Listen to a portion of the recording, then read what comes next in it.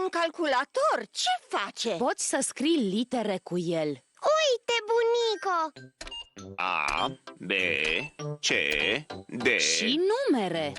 1, 2, 3. Mi-e teamă că o să-l stricăm dacă apăsăm unde nu trebuie. Nu vă temeți, nu-l puteți strica. Dar să nu-i dați lapte sau fursecuri sau jeleuri.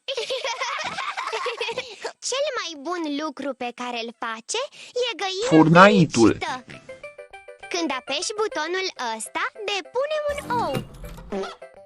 Eu mă pricep la joc, dar George e cel mai bun.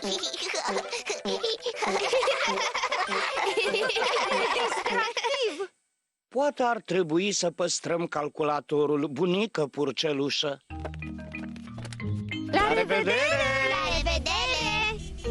Ce-ar fi să lucrăm un pic la calculator, bunică purcelușă? Să exersăm Furnaitul. litere și niște numere. Pepa și familia ei sunt la masă. Le-am dat vechiul meu calculator bunicului și bunicii. Foarte frumos. Mă întreb dacă se vor descurca. Alo?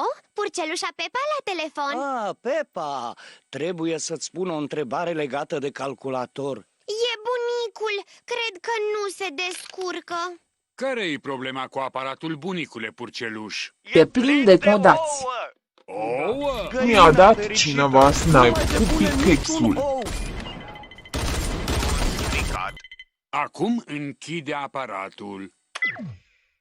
Acum restartează-l. Și-a revenit? Sunt foarte stricat. Nu-mi place deloc cum sună. Poate că e ceva mai complicat. Venim să-l luăm.